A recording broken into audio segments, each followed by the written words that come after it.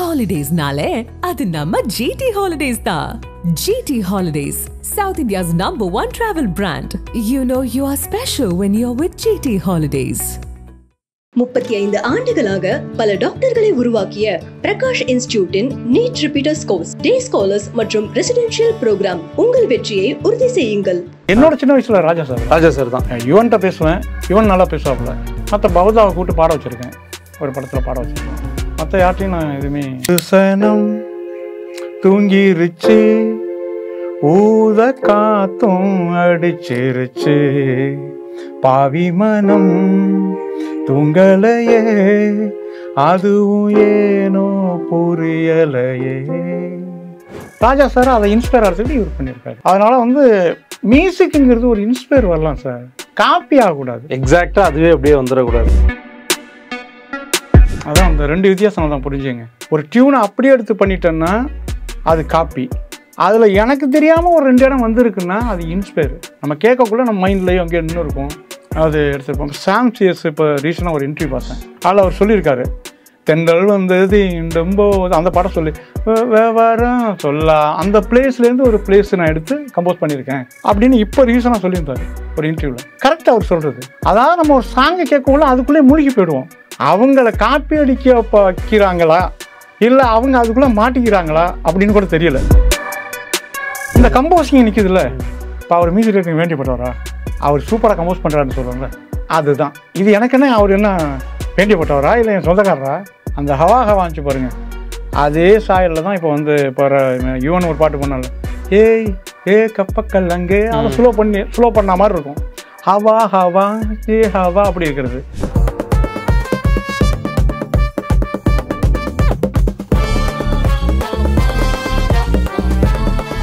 ஆகாயம் நேயர்களுக்கு வணக்கம்.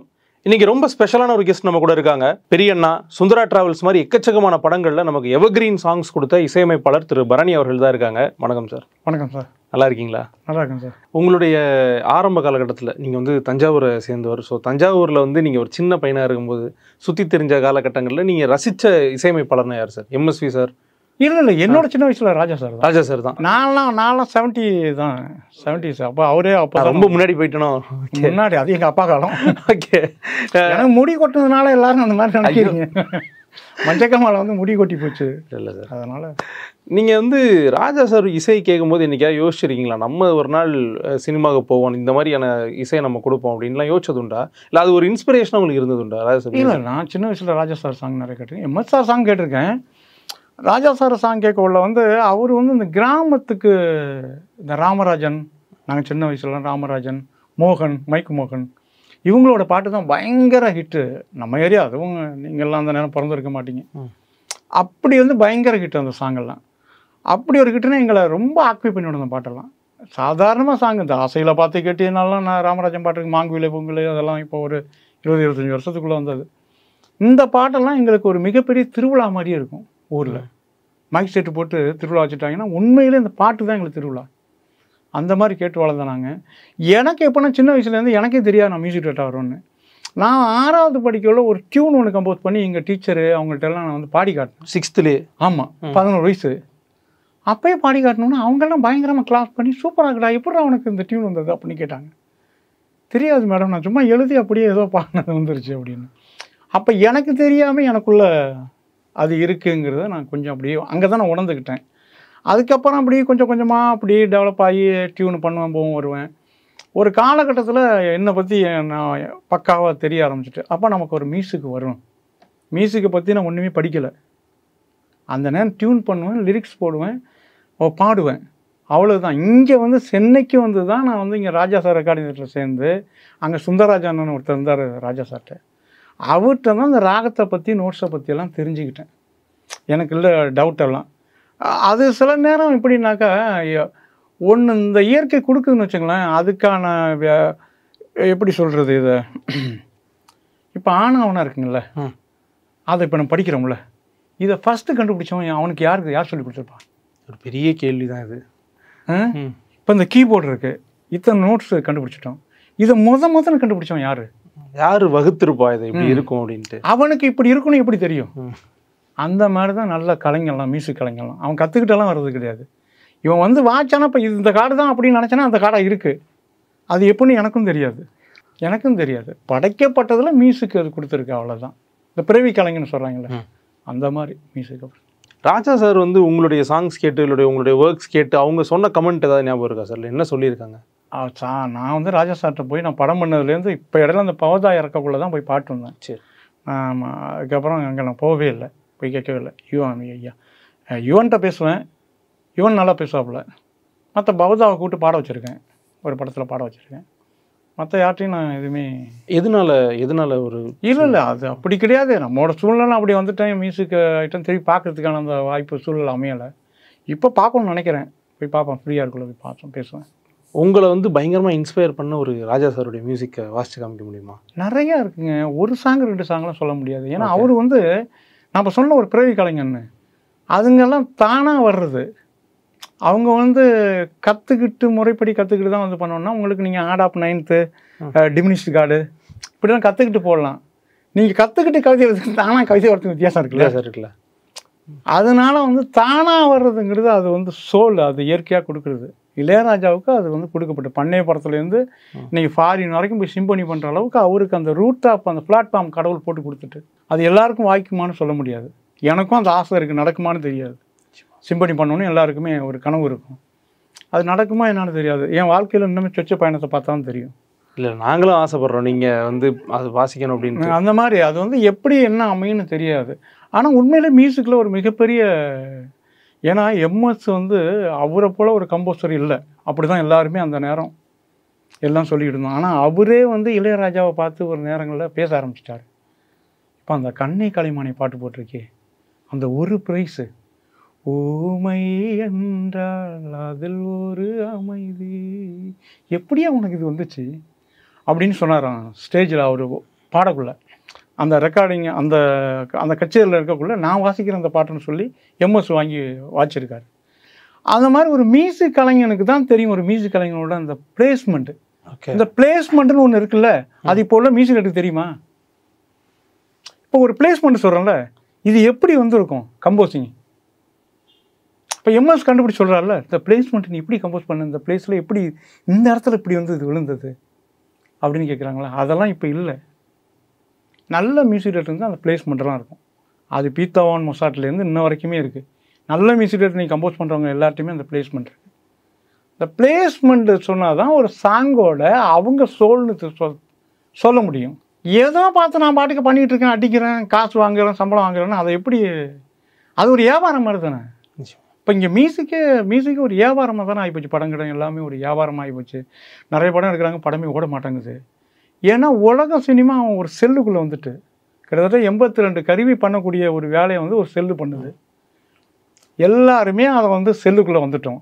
அப்போ அவன் தட்டினானா உலக சினிமா பார்க்குறான், அதில் உலகத்தில் இது பெஸ்ட்டு விஷயமெல்லாம் பார்க்குறான். அப்போ நீங்கள் அதை தாண்டி பண்ணால் தானே அவன் கேட்க போகிறான். இப்போ நான் அதை தான் அவன் திரும்ப சொல்கிறேன், மக்களை இனிமேலாம் ஏமாற்றலாம் முடியாது. ஒரு கொஞ்ச காலத்துக்கு ஏதோ போட்டு ஆகாசுக்கு வழி வேலை பார்க்கலாம். ஆனால் மக்கள் தெளிவாக ஆக வந்து நல்ல மியூசிக் கேட்க ஆரம்பிப்பாங்க. பரணி இல்லாட்டினாலும் கேட்க ஆரம்பிப்பாங்க. பரணி தான் அந்த இடத்த வந்து ஃபில் பண்ணணும் கிடையாது, வேறு யாரோ ஒன்று கூட வந்து ஃபில் பண்ணலாம், வரும் நல்ல மியூசிக்கு அப்படிங்கிறது என்னோட ஆணித்தரமான நம்பிக்கை. அந்த மியூசிக் ஏதாவது எங்களுக்காக கொஞ்சம் அந்த பிளேஸ்மெண்ட்டுன்னு சொல்லும்போது அது நீங்கள் வாசிக்க இல்லை. இப்போ பார்த்தீங்கன்னா இப்போ வந்து ஒரு சாங் பண்ணுறாங்க, இப்போ ஒரு சாங் பாருங்க, ஒரு சனம் தூங்கிருச்சு ஊத காத்தும் அடிச்சிருச்சு பாவி மனம் தூங்கலையே அதுவும் ஏனோ புரியலையே. இத்தனை கார்டு வருதுல, ஒரு எஃப் மேஜரு, ஒரு இ ஃப்ளாட்டு மேஜரு, ஒரு சி ஷார்ப் மேஜரு, ஒரு சி, ஒரு இந்த பிளேஸ்மெண்ட் இருக்குல்ல, இதை தான் கம்போசிஷன் சொல்கிறோம். இதுக்கு ஒரு ரூட் அப் இருக்குது. ஓகே, இது இவ்வளோ கார்டு வரக்குள்ளே இது ஒரு பயங்கரமான ஒரு ரூட்டுக்குள்ளே ஒரு விஷயத்துக்குள்ளே அது கம்போசிங் இருக்குது. அதை தான் சொல்கிறோம் நாங்கள். ஒன்று புரியுது சார், நீங்கள் சொன்னதில் வந்து அந்த கார்ட்ஸ் எனக்கு தெரில. என்ன மாதிரி ஆளுங்கெல்லாம் வாசிச்சிடாமல் இருக்கிறதுக்கு இது ஒரு ரூட் மாதிரி இருக்குது, இவ்வளோ விஷயம் இருக்குது அப்படின்றது எனக்கு ரசிக்க முடியுது. ஆனால் வந்து அது உங்களுக்கு புரிஞ்சுக்கிறதுக்கு இதுவாக இருக்குது, எனக்கு அது ஓகே.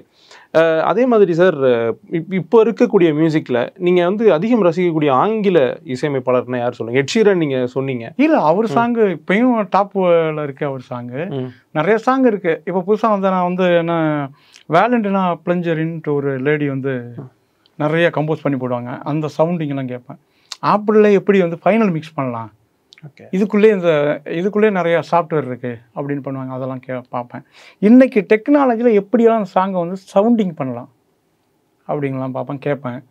நிறைய பேர் பெஸ்ட்டு கம்போசிங் அதான் சொல்கிறேன். போனியம் பண்ணது இன்ன வரைக்கும் இப்போ ராஜா சார் பண்ணார் அந்த song, darling darling darling I love you love you love. அது வேறு மாதிரி இருக்கும். அவங்க போனியம் கம்போஸ் பண்ணது. ராஜா சார் அதை இன்ஸ்பயர் ஆகிறதுக்கு இவர் பண்ணியிருக்காரு. அதனால் வந்து மியூசிக்குங்கிறது ஒரு இன்ஸ்பயர் வரலாம் சார், காப்பி ஆகக்கூடாது. எக்ஸாக்டாக அதுவே அப்படியே வந்துடக்கூடாது. அதுதான் சொல்கிறேன். அதுவே இருக்கு. அப்போ அந்த சாங்கை அப்படியே தூக்கி போட்டால் தான் அவங்க கம்போசிங் இருக்கு சார். ஒரு 2 இடம் இங்கே டச்சில் இருக்குன்னா அது ஒன்றும், ஒரு 2 இடம் 3 இடம் டச்சில் இருக்குன்னா பரவாயில்ல. டச்சாக உங்கள் ஷோலே அப்படியே எடுத்துட்டோன்னு வச்சுங்க, அப்புறம் என்ன இருக்குல்ல, நான் என்ன இருக்குது. இப்போ ரீசெண்டாக சில பாட்டு கேட்கும்போது, இப்போ ரொம்ப ரீசெண்டாக அந்த பாட்டு சொல்கிறேன், இது வந்து ஹாலிவுட்லேருந்து எடுத்த மாதிரி இருக்குது, இது வந்து ஆல்ரெடி கேட்ட மாதிரி இருக்குது அப்படின்ட்டுலாம் சொல்கிறாங்களே சார். இது வந்து யதார்த்தமாக ஒரு கலைஞனுக்கு நடக்கக்கூடிய விஷயமா, இல்லைனா நம்மளா வாழ்க்கை டைம் ஏற்றுக்கிறது தானா? இந்த டியூன் தாண்டி வேறு எதுவும் இல்லை அதனால் இது அந்த மாதிரி இருக்குன்றதா, இல்லை அவங்களா கொஞ்சம் அதுலேருந்து காப்பி அடித்து எடுக்கிறது தானா? காப்பிங்கிறது அந்த பாட்டை கேட்டுட்டு காப்பி பண்ணுறது. நீங்கள் கம்போசிங் உள்ள அந்த சோல் அப்படியே வரவே வராது. உங்களுக்கு ஒரு ரூட் இருக்கும், உங்களுக்கு ஒரு பிடி சுரமெல்லாம் இருக்கும், அதுக்குள்ளே வந்து அது நின்றுடும். நீங்கள் கேட்காம பண்ணிங்கன்னா அது வந்து ரிசம்பிள் மாதிரி இருக்கும், அதோட உங்களுக்கே தெரியாது. அது வந்து ஓன் கம்போசிங் தான், அது ஓன் கம்போசிங் தான் சொல்லணும். நீங்கள் அப்படியே எடுத்து அதே நோட்டை அப்படியே பண்ணிங்கன்னா அது காப்பி. அதான் அந்த 2 வித்தியாசம் தான், புரிஞ்சுங்க. ஒரு டியூனை அப்படியே எடுத்து பண்ணிட்டேன்னா அது காப்பி. அதில் எனக்கு தெரியாமல் ஒரு 2 இடம் வந்திருக்குன்னா அது இன்ஸ்பயர். நம்ம கேட்கக்குள்ளே நம்ம மைண்ட்லேயும் அங்கேயே இன்னும் இருக்கும், அது எடுத்துருப்போம். சாம் சிஎஸ் இப்போ ரீசெண்டாக ஒரு இன்டர்வியூ பார்த்தேன். அதில் அவர் சொல்லியிருக்காரு, தென்றல் வந்தது ரொம்ப அந்த பாட்டை சொல்லி விவரம் சொல்ல அந்த பிளேஸ்லேருந்து ஒரு பிளேஸ் நான் எடுத்து கம்போஸ் பண்ணியிருக்கேன் அப்படின்னு இப்போ ரீசனாக சொல்லியிருந்தார் ஒரு இன்டர்வியூவில். அதாவது என்னன்னா அது இன்ஸ்பயர், எனக்கே தெரியாமல் அந்த சாங் அவ்வளோதான் கேட்டிருக்கேன், எனக்கே தெரியாமல் அது வந்துருக்கு. ஓகே, இன்டென்ஷனலாக பண்ணுறது கிடையாது அது அப்படின்னு சொல்கிறாரு. கரெக்டாக அவர் சொல்கிறது. அதாவது நம்ம ஒரு சாங்கை கேட்கக்குள்ள அதுக்குள்ளே மூழ்கி போயிடுவோம். நம்ம ஒரு டியூன் கம்போஸ் பண்ணலாம், அதோட அந்த ஸ்வீட்டான பிளேஸ் எங்கேயாவது வந்து அந்த 2 நோட்டு 2 புடி ஏதாவது வந்து உட்காரலாம். ஒட்டு மொத்தமாக அந்த பாட்டையும் எடுத்துட்டோம்னா, ஆனால் வேற ஒரு பாட்டுடைய தாக்கமே இல்லாமல், இல்லை வேற ஒரு இசையமைப்பாளருடைய தாக்கமே இல்லாமல் பாட்டு பண்ணிட முடியுமா? கண்டிப்பாக பண்ணிட முடியும். ஏன்னா இப்போ நீங்கள் தனி தானுங்க இந்த உலகத்தில். கடவுள் எப்படிங்க உங்களை தனியாக பண்ணுச்சு? பரணி மாரி பண்ணல உங்களை, நீங்கள் மாதிரி தானே இருக்கீங்க. இப்போ அவர் அந்த மாதிரி இல்லையே. இப்போ ஒவ்வொருத்தரையும் தனித்தனியாக தானே பண்ணுது. அப்படி தான் மியூசிக்கும். ஏன்னா அவ்வளோ வேரியேஷன் இருக்குது மியூசிக்கில். இந்த 7 நோட்ஸ் தான் இருக்க ஒழிஞ்சு இப்போ 244 லெட்டர்ஸ் தான் நம்ம தமிழ். இவ்வளோ கவிதை, இவ்வளோ இலக்கியங்கள், இவ்வளோ எப்படி வந்தது? மனிதனோட சிந்தனை. மியூசிக்ங்கிறது சிந்தனை தான். அது சிந்தனை பண்ண நமக்கு ஒரு விஷயம் கிடைக்கும். எல்லா மியூசிக்கிட்டுமே எப்படின்னா எல்லார்ட்டையுமே உண்மையிலே ஒரு டியூன் இருக்குங்க. அவங்கள காப்பி அடிக்க வைக்கிறாங்களா இல்லை அவங்க அதுக்குள்ளே மாட்டிக்கிறாங்களா அப்படின்னு கூட தெரியல. சில சாங்கை கொடுத்து இந்த மாதிரி பண்ணி கொடுப்பாசுன்னு டாக்டர் சொல்லலாம். மேபி அதுக்குள்ளே அவங்களுக்கு வர்ற ஓனை சொல்ல முடியாமல் கூட சிக்கிக்கலாம். அந்த மாதிரி இருக்கிறது வாய்ப்பு இருக்குது. இது காப்பி அடிக்கிறதுக்கு மியூசிக் டேரக்டர் மட்டுமே காரணம்னு சொல்ல முடியாது.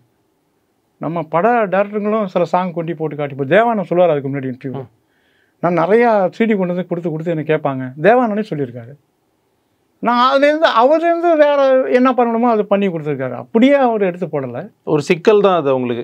கொடுத்து இது மாதிரி பண்ணுங்க, இந்த மாதிரி பண்ணுங்க. இன்னொன்று மியூசிக்கும் வந்து நிறைய பேருக்கு எப்படின்னா ஒரு புதுசாக அவங்க கிரியேட் பண்ணுவாங்களா அப்படிங்கிற ஒரு டவுட் இருக்கும். எவ்வளோ பெரிய மியூசிக் டேரக்டருக்கும் நீங்கள் ஒரு கதை பண்ணிட்டீங்க. இப்போ ராஜா சாரே வச்சு மியூசிக் பண்ணுறீங்கன்னு வச்சுங்க, இவ்வளோ படம் பண்ணவர், இந்த படத்துக்குரிய பிளேஸை அவர் புதுசாக கொடுப்பாரா அப்படிங்கிற ஒரு டவுட் இருக்கும். அவரு எவ்வளவோ பண்ணி முடிச்சுட்டாரு, பண்ணி ரெக்கார்ட் ஆகிட்டாரு. இந்த படத்துக்கு நான் ஒரு டேஸ்ட் வச்சுருக்கேன், இது அவரால் பூர்த்தி பண்ண முடியுமான்னு ஒரு கொஸ்டின் இருக்கும். அதை பூர்த்தி பண்ணிட்டாருன்னா அதை ஒரு டைமு, அது நீங்கள் கரெக்டாக சொல்லி வேலை வாங்கியிருக்கீங்க அப்படின்னு அர்த்தம். அதை நீங்கள் அவர் கடத்தலைன்னா அவர் ஏதோ ஒன்று தருவார், அதை நீங்கள் வந்து ஃபில் பண்ணிட்டு போக வேண்டியது. அதில் டேரக்டரோட பங்கும் இருக்குது. ஆமாம், இல்லை மியூசிக்கில் மிகப்பெரிய பங்கு டேரக்டருக்கு இருக்குது. ஓகே, நிறைய பேர் அவங்க வந்து சில மியூசிக் டேரக்டர் அவங்களாவே நல்லா கம்போஸ் பண்ணுவாங்க, சில மியூசிக் டேரக்டர் சொல்லி தான் கம்போஸ் பண்ணுவாங்க. அது நிறைய இருக்குங்க. அது உங்களை ரொம்ப ஈஸியாக வேலை வாங்கின ஒரு டேரக்டர்னா யார் சார் சொல்லுவீங்க அப்போ? என்ன வேலை வாங்குதுன்னு சொல்லலாம், அந்த கதையை சொன்னாங்கன்னா அந்த கதையோட இன்னென்ன விஷயத்துக்கு என்னென்ன இருந்தால் நல்லா இருக்கும் அப்படின்னு நமக்கு தோணும். அப்படிதான் கம்போஸ் பண்ணுங்க. ரொம்ப வேலை வாங்கினதுன்னு அந்த மாதிரி பெரிய டாக்டர் என்கிட்ட வந்து ஒர்க் பண்ணல. இல்லை, ரொம்ப ஈஸியாக உங்களை வந்து ரொம்ப ஈஸியாக ஹேண்டில் பண்ணி உங்ககிட்ட இந்த ஒர்க் வாங்கிக்கிட்டு டேரக்டர்ஸ் ஏன் முரளிகிருஷ்ணா தான். ஏன் முரளிகிருஷ்ணா எனக்கு பார்வையிட்டு போதுமே, அவர் பாட்டுக்கு சில ஐடியாஸ் இந்த மாதிரி சொல்லுவார், இப்படி பண்ணிங்க அப்படின்னு. முரளிகிருஷ்ணா அதே போல் எஸ்எஸ் பெரியண்ணாவுக்கே அந்த மாதிரி தான் பண்ணார். ஓகே, அவர் அந்த மாதிரி அவங்கெல்லாம் வந்து ரொம்ப நெருக்கடிக்குள்ள ஒன்று பண்ண மாட்டாங்க. இந்த படத்துக்கு இந்த இடத்துக்கு அந்த மாதிரி ஒரு பாட்டு ஒன்று வச்சுருக்கேன், இதை எப்படி ஆரம்பித்தா நல்லாயிருக்கும், எப்படி பண்ணால் நல்லாயிருக்கும், அதை நீ பார்த்துக்க அப்படிவாங்க. ஒரு டியூனை நான் கம்போஸ் பண்ணி கொண்டு போட்டு காட்டுவாங்க அவங்களுக்கு. சார் இது இந்த பிளேஸுக்கு நல்லாயிருக்கும் சார் அப்படின்னு. அவங்களுக்கும் அதை யோசிச்சு பார்ப்பாங்க. அது கரெக்டான ஒரு ஃபிட்னஸ் தான் கம்போஸ் பண்ணி கொடுப்பேன். அது அவங்களுக்கு செட் ஆகிடும். சில நேரம் அது செட் ஆனால் 2வது டியூனும் கம்போஸ் பண்ணுவேன். அவங்களும் சாட்டிஸ்ஃபைட் ஆகணும். அவங்க ஏதோ ஒரு மீனிங் சொல்ல வர்றாங்கல்ல உங்களுக்கு. இப்போ வந்து பழைய படத்தில் ஒரு சாங் ஒன்று இருக்குது, ரஜினி படத்தில் மனிதன் அப்படின்னு ஒரு பாட்டு ஒன்று இருக்குது, சந்திரபோஸ் சார் பண்ணது. அந்த சீக்கிரம் சொல்லி இந்த மாதிரி எவன்டா மனிதன் வாழும்போது அது வந்து ஃபோர்ஸாக பாட வேண்டிய பாட்டு. அதை கொண்டு நீங்கள் மெலோடியாக பண்ண முடியாது. மனிதன்லாம் பண்ண முடியாது. அது ஒரு ஃபோர்ஸு. நம்ம என்ன பண்ண அச்சம் என்பது மடமேடான்னு ஒரு பழைய பாட்டு இருக்குது, எம்ஜிஆர் சாங்கு. அதை ஃபோர்ஸாக பாடணும். ஒரு பாட்டும் ஒரு ஸ்டைலு, ஒரு அந்த படத்துலேயே அந்த கதையில் அப்படி வரும். எங்கேயாவது டூயட் வந்தால் ஒரு மாதிரி பண்ணலாம். இப்போ எங்கேயாவது உண்மையிலே ஒரு பேத்தாட்டிக்கு ஒரு ஷேட் வருதுன்னா அதை நம்ம ஷேடாக தான் பண்ணணும். அங்கே போய் நம்ம போக்கு குத்த முடியாது. கதை என்ன கேட்குதோ அதுக்கேற்ற மியூசிக். ஒரு இங்கிலீஷ் மியூசிக் ஏதாவது நீங்கள் ரீசெண்டாக ரசித்தது எங்களுக்காக வாசித்து காமிக்க முடியும்? நிறைய இருக்குண்ணா, எவ்வளோ தாங்க. அந்த ஷோ மீ த மீனிங் நிறைய தான் கேட்டிருக்கேன். அப்புறம் அந்த சாய்லெட் சாங்கு ரொம்ப ஓகே, அது மராட்டியில் நல்லா போன படம். அது மியூசிக் பேர் கூட எனக்கு தெரியாது, ஆனால் சாங்கு அவ்வளோ தான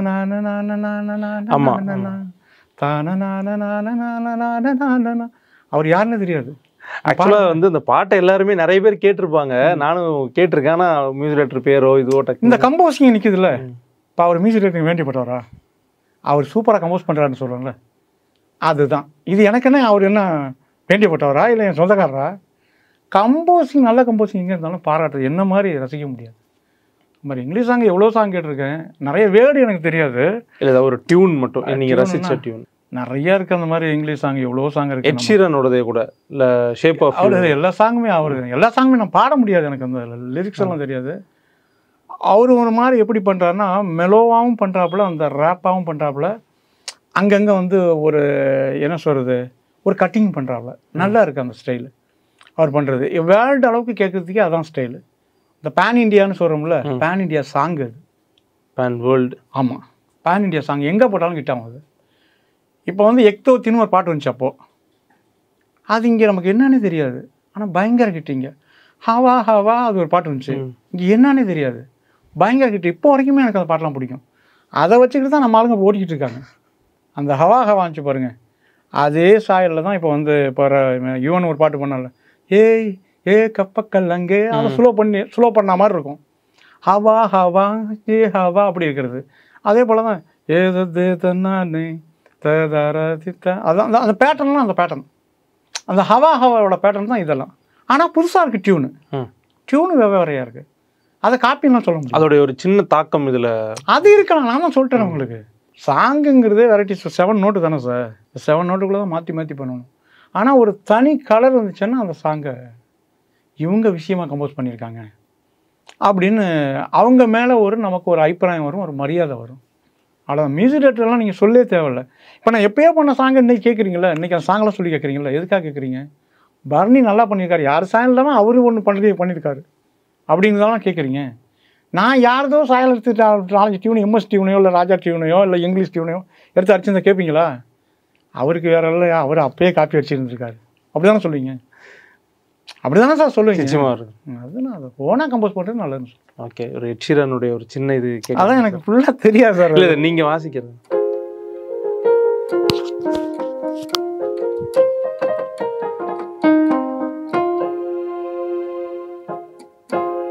நான் இப்போ பண்ணியிருக்கேன் அந்த மாதிரி ஒரு ஐடியா, அது வேணும் பாடுறேன். வராம போகாம நிற்காம பார்க்காம காதல் நான் வராதடி தந்தான தானான தானான தானான தானான தானான சபர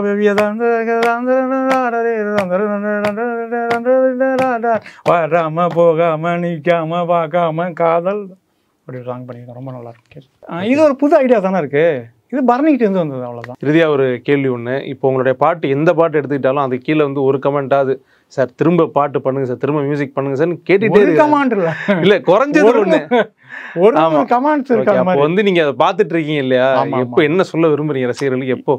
அதாவது இப்போ நான் ஒரு இன்டர்வியூ கொடுத்துருந்தேன் ஜெயா மேக்ஸுக்கு, அதில் நேற்று தான் போட்டாங்க, இன்னைக்கு 86,000 88,000 ஓடிட்டு. அதில் கமெண்ட்ஸ் இப்போ ஒரு 120 பேர் 100 பார்த்தேன். இப்போ தான் அவர் அனுப்புனார் எனக்கு, பார்க்குறேன். அவ்வளோ பேருமே வந்து வெறித்தனமாக இருக்காங்க. சார் உங்கள் பாட்டுக்காரங்க வெயிட்டிங் அப்படின்னு இருக்காங்க. இவங்கெல்லாம் பார்க்கக்குள்ள இன்னும் எனக்கு பயங்கரமான வெறி வருது.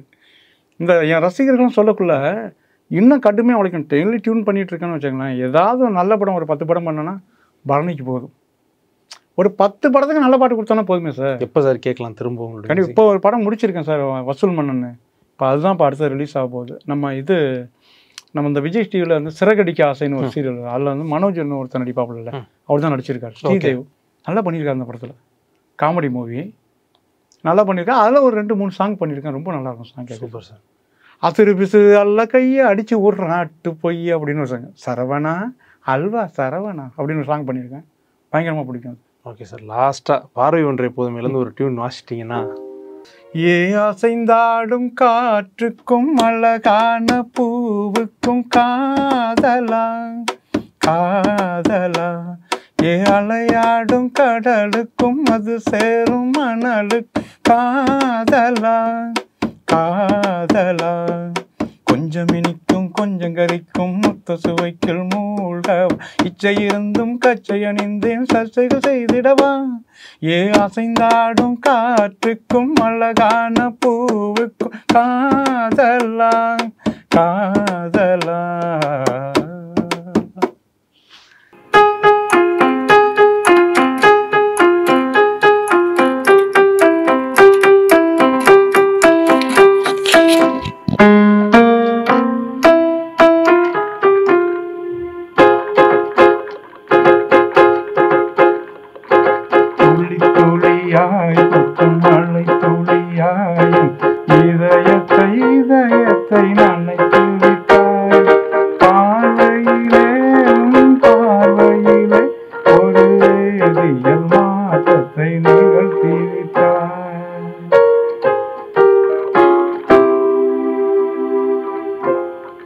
ஓகே, ஏன் இதை சொல்கிறேன், இப்போ இந்த ஹம்மிங் இருக்குல்ல, இதில் ஒரு அக்மா இருக்குது பார்த்தீங்களா, அதை தான் கம்போசிங் சொல்கிறோம். ஓகே, அந்த ஹம்மிங் வருதுல்ல, இப்போ அது அவ்வளோ பேருக்கும் பிடிக்கும். அது இந்த ஹம்மிங் எப்படி கம்போஸ் பண்ணார் இந்த பாட்டுக்கு, அது மாதிரி தாங்க மியூசிக் டேரக்டருக்கு வேல்யூ வர்றது. ஒரு ஹம்மிங்கு, ஒரு கம்போசிங் சிஸ்டம் அந்த இடத்துல, அதை வச்சு தான் மியூசிக் டேரக்டர் வேல்யூ பண்ணுறது. வெறும் ஃபோக்காவே அடிச்சுக்கிட்டு இருந்தால் எவ்வளோ நாளைக்குங்க? எல்லாமே இருக்கணும் இல்லையா? எல்லாமே இருந்தால் நல்லது தான். யார் பண்ணாலும் நமக்கு யார் வர, இப்போ என் பசங்க 2 பேர் இருக்காங்க, அவனும் மியூசிக் பண்ணுறேன்னு சொல்லிட்டு இருக்காங்க. நிறையா அவனு எதாவது கம்போஸ் பண்ணிட்டு இருக்கான்னு வச்சுங்க, நாளைக்கு அவனும் வந்து எது வேணாலும் பண்ணலாம். அவனும் காப்பி அடிச்சு பண்ணலாம், ஒன்றும் பெரிய விஷயம் கிடையாது. அவனு கம்போஸ் பண்ணுவாங்களா காப்பி அடிச்சு பண்ணுவாங்க. உங்களோட இன்ஸ்பிரேஷன் அதில் இருந்தால் இல்லை, ஏன் நான் அதை சொல்லவே இல்லை, அவனுக்கு நான் சொல்லிக் கொடுக்கல. உனக்கு என்ன வருதோ நீ இதை பண்ணு, பரணி வேற நீ வேற. ஓகே சார், ரொம்ப ரொம்ப சூப்பராக இருந்துச்சு. இதில் பார்த்துட்டு இருக்கவங்க வந்து எந்த அளவுக்கு என்ஜாய் பண்ணுவாங்களோ அதை விட நான் ரொம்ப அதிகமாக என்ஜாய் பண்ணது ஒரு பெரிய வாய்ப்பு. ரொம்ப பொறுமையாக அவ்வளோ நேரம் வந்து நிறைய கருத்துக்கள் பகிர்ந்துக்கிட்டதுக்கும் வாசித்து காமிச்சதுக்கு ரொம்ப நன்றி சார். அதே போல் நான் போன முறையும் நம்ம சேனலுக்கு இன்டர்வியூ கொடுத்துருக்கேன், இந்த முறையும் வந்து என்னோட அனுபவத்தை கலந்துருக்கேன். நம்ம பார்த்துக்கிட்டு இருக்க நம்ம சேனல் நேயர்களுக்கும் உங்களுக்கும் என் நன்றி தெரியும், நன்றி வாழ்த்துக்கள் சார். நன்றி. Holidays nale adu namma GT Holidays da. GT Holidays, South India's #1 travel brand. You know you are special when you're with GT Holidays.